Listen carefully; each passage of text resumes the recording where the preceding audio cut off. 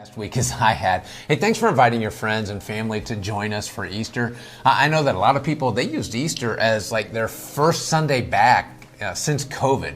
And I'm curious what your favorite parts of the Easter weekend were. For me, some of them were like Todd, of course, just Todd making his commitment to Jesus through his baptism. I love that it almost felt normal again, right? We had over 1,000 people on campus and over 400 with us online. We had several first-time visitors, both on campus and online, and someone online asked to talk to us about making their commitment to Jesus through their baptism. And someone on campus told me, the moment I stepped through the doors, I felt like I was home. Hey, thanks for making MCC a place where people know that they're welcome so that they want to be part of what God is doing here in us and through us as we make disciples who make disciples. And this weekend, we're going to be beginning a new series called Take a Stand. Now, the original idea was to take a few issues that are current with our culture where, as followers of Jesus, at a minimum, we should know where we stand and why we stand there. Right? Yep.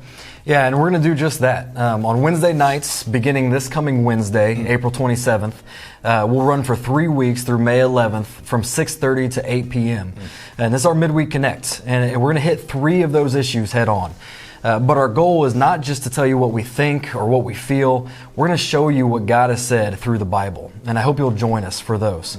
This Midweek Connect it's a unique opportunity to be able to dig deeper into our Sunday morning series. And questions like, should God be the absolute authority in every aspect of my life? Yeah, that'd be good. What is a biblical worldview and how does that impact me? As well as how do I respond to tough topics like value of life and how do I do that with truth and grace? So if you would, please join us for this 3-week series as we discover the answer to these questions and much more through teaching, conversation, scripture study. And if you're concerned about it, childcare is available. So we have that for birth through kindergarten. If you could just please let us know. During the registration process, there's a question on that, should make it simple. But we also have Kids Connection, which is for 1st through 5th grade.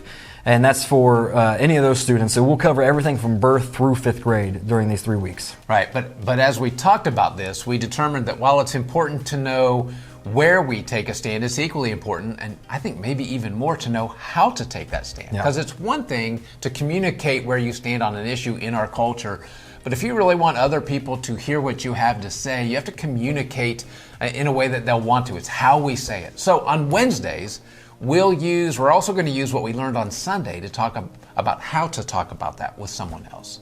And this Sunday, I'll be talking about, as the beginning, what we stand on when we take a stand. And I got to tell you, I'm looking forward to sharing that.